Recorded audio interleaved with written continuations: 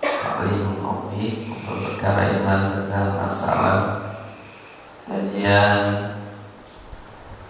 fikih ibadah, yang kemudian kita baca kitab Orokil Ubudiyah yang isinya adalah ibadah dan pendalaman arti aktivitas ibadah yang kita kerjakan.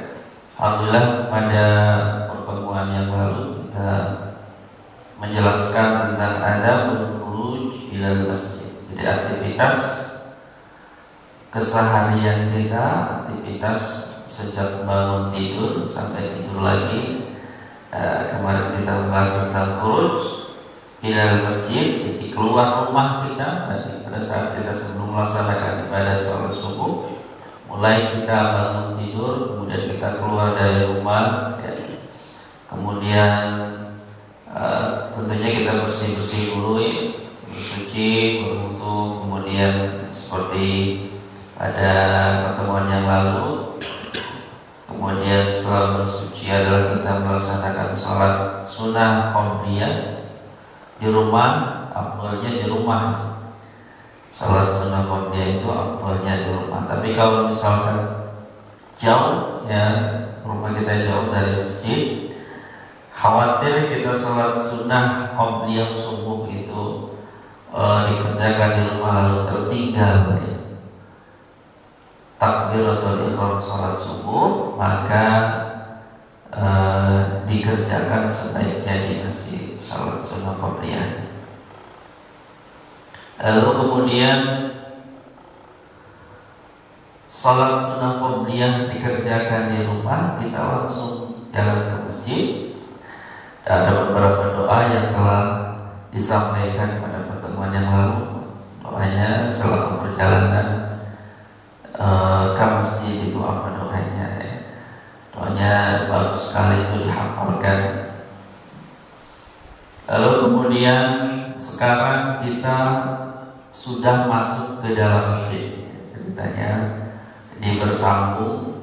Setelah kita keluar dari rumah, perjalanan doa, lalu kita masuk ke masjid. Ceritanya di dalam masjid. Lalu ada mendukulil masjid. Bagaimana tata cara atau etikanya kita pada saat posisi kita berada di dalam masjid? Karena berbeda, ya. Tempat selain masjid dari keutamaan itu ada keutamaan tersendiri. Tempat selain masjid, jadi tempat dibandingkan masjid dibandingkan dengan tempat selain masjid. Jadi makanya sini ada untuk khulil masjid. Al-Imam An-Nawawi menjelaskan bagaimana etikanya pada saat kita posisi berada dalam masjid. Beliau menjelaskan wa bainu jumlatil adkar fa idza aradta dukhula ilal masjid wasalta babahu fafrad na'laka al-yusra. Jadi kita masuk ke masjid tentunya tidak masuk langsung, ya. Kita buka dulu pintu gerbang di luar, bagian luar. Lalu kemudian kita, kalau di masjid kita ya ada tempat sendal, itu kita lepaskan sendal. Pada saat kita melepaskan sendal, utamakan terlebih dahulu kaki kiri, kemudian masukkan pemakaian dengan mendahulukan kaki kanan. Pada saat melepas kaki kiri biasa, ya sudah biasa kita lakukan. Tapi itu kadang-kadang juga suka lupa kita melepas sendal bagian kanan. Sebenarnya ini penting. Kenapa? Karena pada saat kita mengikuti sunnah anjuran Rasul, maka semua aktivitas kita akan bernilai pahala, bernilai ibadah di hadapan Allah Subhanahu wa taala, walaupun hanya melepas sandal. Faqaddama rizlaka al-yumna. Lalu setelah kita melepas sandal, salat kiri dulu, kemudian yang kanan. Faqaddama rizlaka al-yumna. Pada saat kita masuk ke dalam ruangan masjid, kita buka buka pintu masjid kita, maka dahulukanlah kaki yang sebelah kanan. Sebelah kanan wakul, dan ada doanya. Doanya Allahumma sholli ala Muhammadin. Jadi ini Imam An-Nawawi menjelaskan doa ini adalah termaktub di dalam kitab Al-Azkar. Jadi kitab Al-Azkar itu karangan Imam Nawawi juga, jadi menjelaskan tentang zikir-zikir apa saja, zikir-zikir sunnah harian yang dilakukan oleh Rasulullah SAW, termasuk pada saat masuk ke masjid. Doanya Allahumma sholli ala Muhammadin wa ala ali Muhammad wa sahbihi wa sallim. Jadi sholawat dulu, itu sholawat, lalu kemudian doa intinya Allahumma gfirli, ya Allah ampunilah aku, ampunilah saya, dzunubi, ampuni segala dosa-dosa saya, dosa-dosaku, ampuni semua dosa-dosaku, waftahli, dan bukalah untukku abwaab rahmatika, pintu-pintu rahmatmu. Jadi mohon kepada Allah setelah kita mungkin seharian aktivitas di kemarin banyak kesalahan, banyak kekeliruan, lalu kita kemudian sebelum aktivitas di pagi hari, di hari berikutnya, pagi hari ini misalkan, sebelum kita aktivitas kegiatan gitu kan di luar rumah, maka kita mohon ampun terlebih dahulu kepada Allah. Ya Allah, ampunilah semua kesalahanku, semua dosa-dosaku, dan maafkanlah dan bukakanlah pintu rahmatmu kepadaku. Ya rahmat. Nah, wa man ra'aita fil masjid. Nah, ini ada penjelasan dari syarah setelah kita membaca wa tahli abwaab rahmatik tsumma qul bismillah. Setelah kita membaca doa tadi, maka baru kemudian kita masuklah melangkahkan kaki sebelah kanan dengan mengucapkan bismillah. Bismillah kita aja, dengan menyebut nama Allah. Summa dakhala wa idza kharajta faqaddama rizlaka al-yusra. Dan pada saat keluar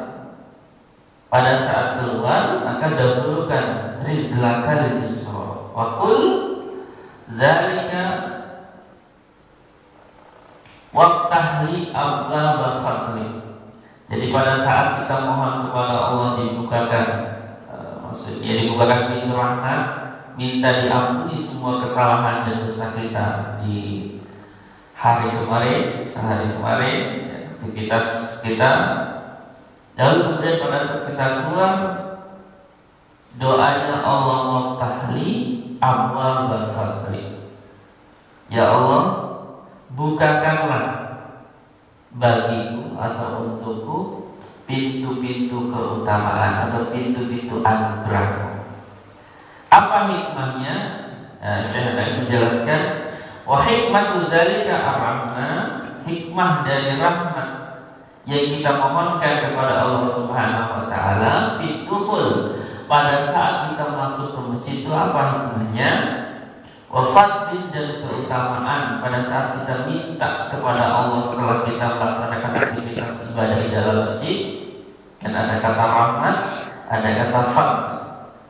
Masuk adalah kita minta rahmat Allah, pada saat keluar kita minta fadl, anugerah Allah. Apa hikmah itu? Fil khurus wa anal masajid mahal rahmat. Kata Syekh An-Nawawi bahwa masjid itu adalah tempatnya rahmat, tempatnya kasih sayang Allah. Tentunya pada saat kita masuk ke masjid akan beda. Beda pada saat kita merasakan sholat di luar masjid, pasti berbeda. Ketenangannya, kekhusyuannya. Bahwa pada saat kita keluar dari masjid, lalu kita mengucapkan doa, ya Allah, bukakanlah pintu-pintu anugerahmu kepadaku, ya, untukku, karena pada saat kita keluar dari masjid, bahwa di sanalah, di luar sanalah sebab-sebab atau perantara-perantara kita bisa menghasilkan rizki, kita bisa mendapatkan rizki, kita bisa menjemput rizki. Oleh karena itu bahasanya adalah fadl, anugerah. Kama afadahu Ibnu Hajar, dan ini seperti yang dijelaskan Syekh Nawawi, beliau menguatkan kalimatnya atau pendapatnya kama afadahu Ibnu Hajar. Ibnu Hajar Al-Asqalani dalam kitabnya Subulus Salam itu beliau juga menjelaskan hal yang sama. Jadi Rasul ini membaca doa ini ketika masuk ke masjid dan juga keluar masjid. Wa mahma ra'aita fil masjid. Nah, ini ada kejadian yang berbeda nih. Wa mahma ra'aita fil masjid may yabi'. Kadang-kadang kita suka melihat sesuatu yang berbeda selain ibadah di dalam masjid.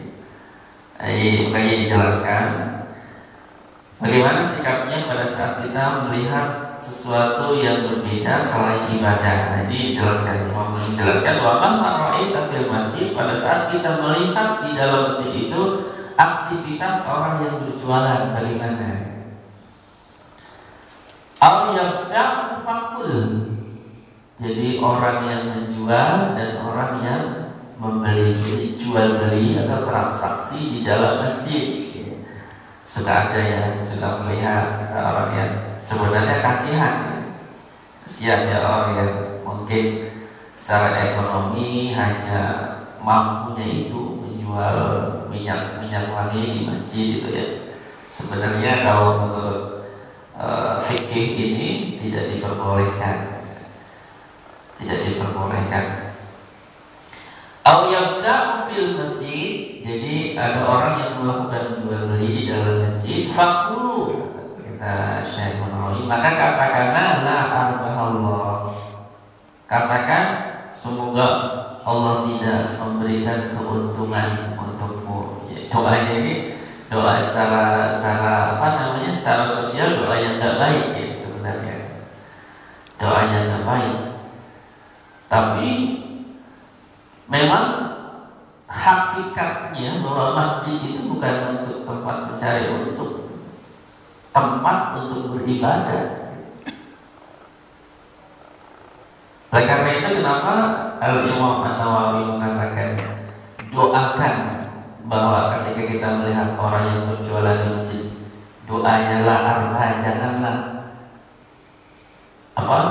ya Allah, semoga Engkau jangan memberikan keuntungan kepadanya. Ini kan secara sosial kan jelek, mendoakan kurang baik. Tapi memang hakikatnya masjid itu ya tempat ibadah gitu. Oleh karena itu hendaknya para penjual pedagang itu ya tidak boleh di masjid. Maksudnya di dalam masjid. Jadi masjid itu kan, ukuran masjid itu adalah halaman, jadi batas luar gitu ya, jadi pagar gitu. Itu termasuk masjid. Jadi di teras, di teras, kemudian di bagian luar ini masih dalam pagar, itu termasuk masjid. Kemudian wa idza ra'aita fihi yanshudu, ada dua kejadian. Wa idza ra'aita fihi yanshudu, apabila pada saat kita masuk ke dalam masjid lalu kemudian kita melihat ada orang yang sudu bidomishid yang sudu, artinya mencari apa? Dolatan, mencari sesuatu yang hilang. Ini kejadian yang kedua ini. Dolatan, mencari sesuatu yang hilang. Maka apa doanya? Jadi misalkan sibuk nih, saya kehilangan sesuatu di dalam masjid misalkan. Dia sibuk hilir mudik bolak-balik gitu ya. Saya kehilangan barang di dalam masjid gitu ya. Fakul, apa doanya? Fakul la raddallahu alaika, semoga Allah tidak membalikan atau tidak mengembalikan atas barang yang hilang darimu. Semoga Allah tidak membalikan atau tidak mengembalikan barang-barang yang hilang.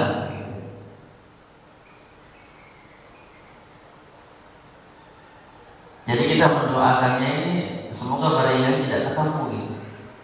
Nah, kalau kita mendoakan ini kayaknya nggak pas juga ya, kasihan ya orang yang hilang gitu. Tapi nyatanya memang ada maling gitu, ada pencuri yang niatnya untuk mencuri bukan ibadah. Ya, barangkali untuk kondisi sekarang mungkin tidak mungkin. Zaman Rasul doa ini mungkin atas yang diucapkan. Ya.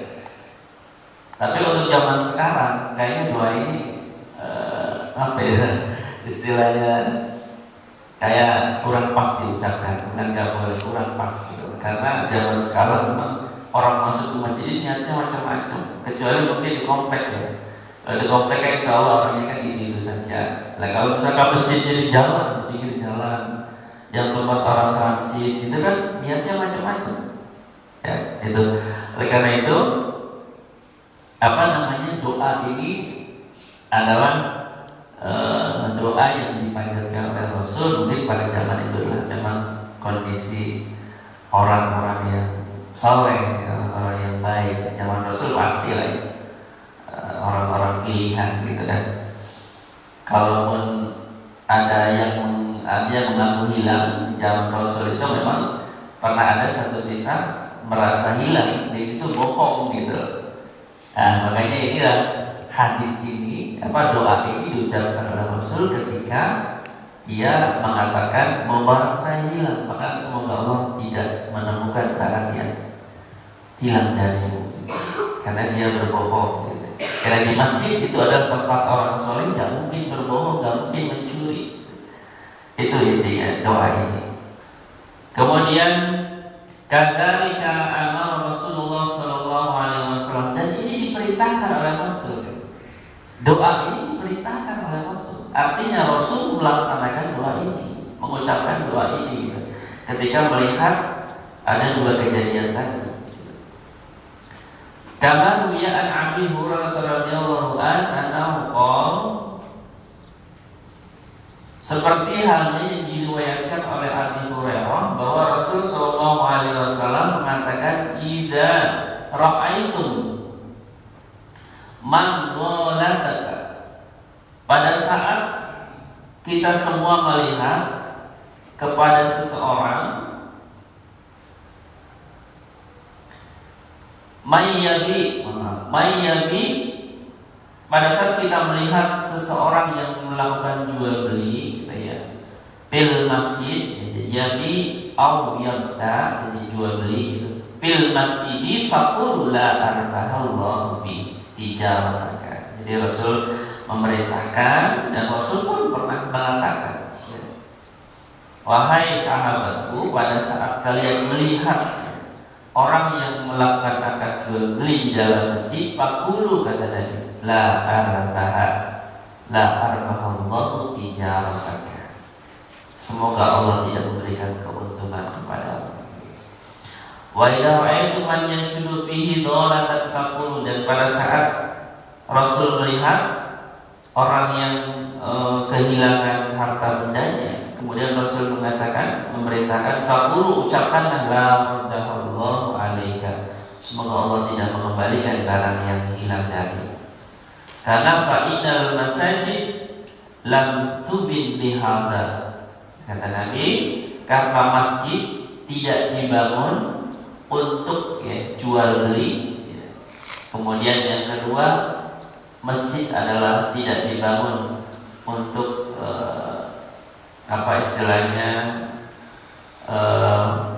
memfasilitasi barang-barang yang hilang.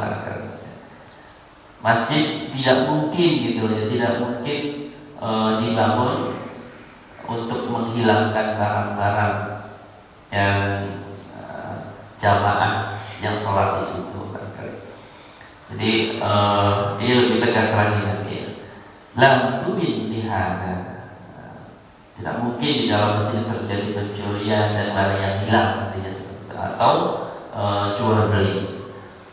Kemudian fajar dan masjid, kemudian apalagi aktivitas setelah kita masuk ke dalam masjid, kemudian kita berdoa kepada Allah, minta rahmat ketika masuk, kemudian keluar kita minta fadl atau anugerah Allah Subhanahu wa taala. Fa idza dakhaltal masjid walau masya'an aw maluna.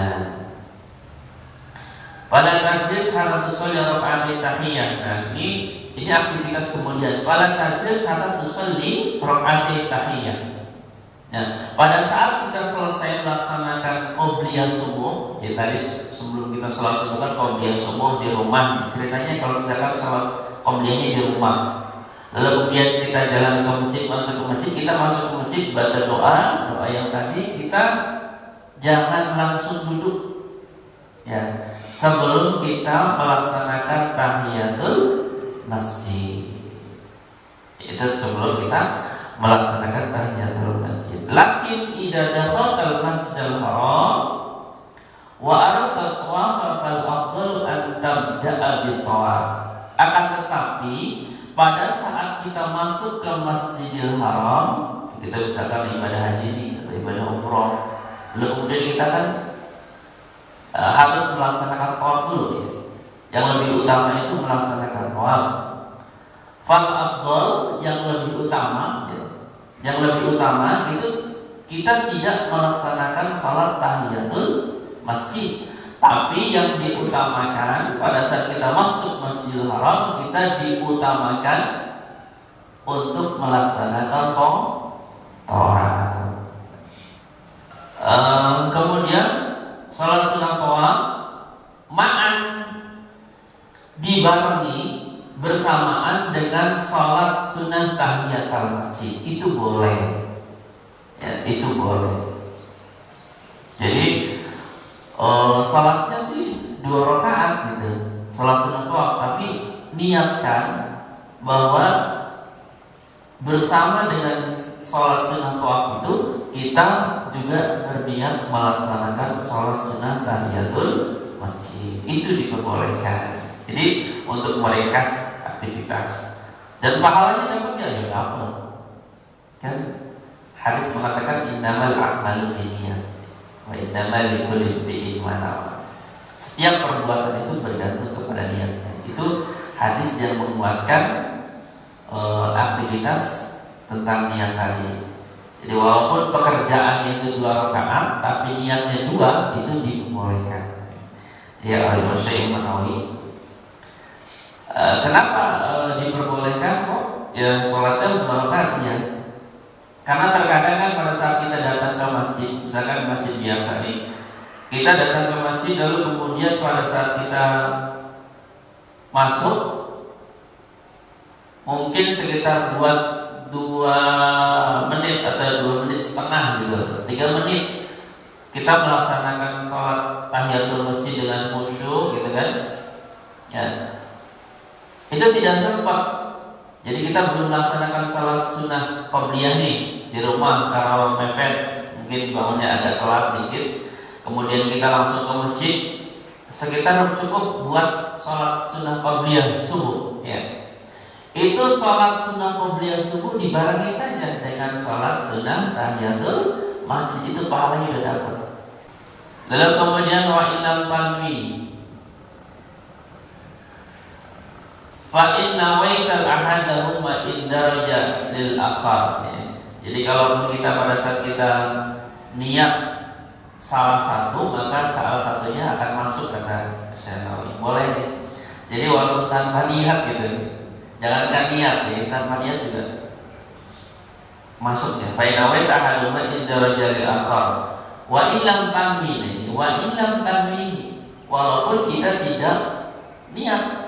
Jadi sholat sunnah qobliyah saja, tapi itu pahala tahiyatul masjidnya dapat. Jadi qobliyatul subuh yang kita kerjakan, tapi kita juga dapat pahala tahiyatul masjid.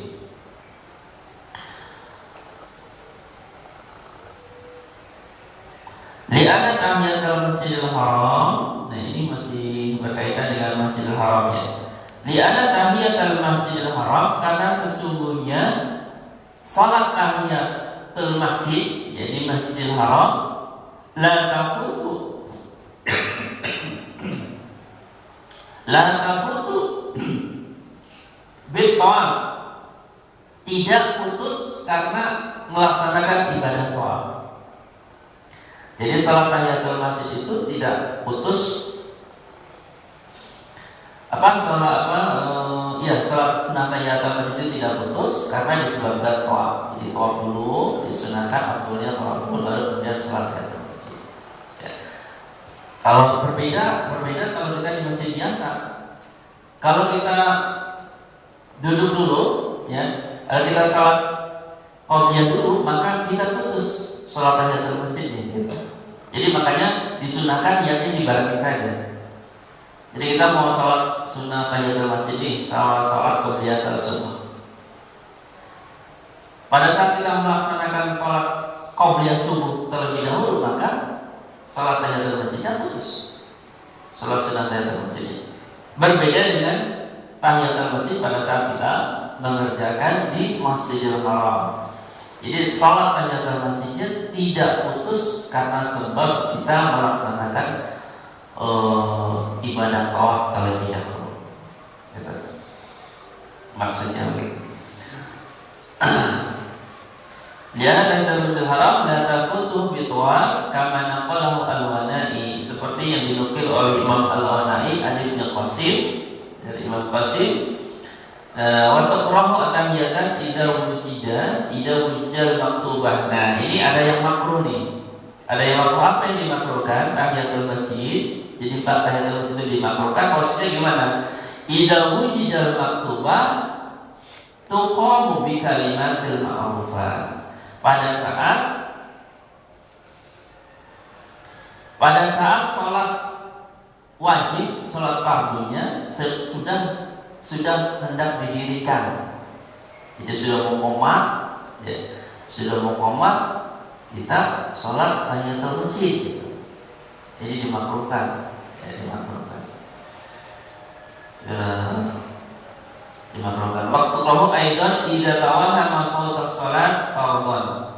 Kemudian juga dimakruhkan lagi apabila kita dikhawatirkan sholat kita sudah habis waktunya. Fardhan kana aw naflan. Jadi dimakruhkan salat tahiyatul masjid pada saat yang pertama sholat hendak didirikan, jadi udah qomat gitu sholat tahiyatul masjid. Memang sunnah, sholat itu boleh kapan saja boleh, tidak ada batasan. Tapi kalau ya sholat sunnah sholat wajib itu sudah qomat, gitu ya, atau sudah menjelang qomat, apalagi sudah bunyi di sini misalkan ya. Alarmnya sudah bunyi, qomat sudah berapa detik lagi, 10 detik lagi, 5 detik lagi mau didirikan, mau qomat. Kemudian kita sampai masjid ini, ya, karena kita udah tahu dalilnya, misalnya kita udah tahu hukumnya, kita sholat masjid ini boleh kapan saja. Tapi harus tahu juga waktu kapan boleh, kapan makruh.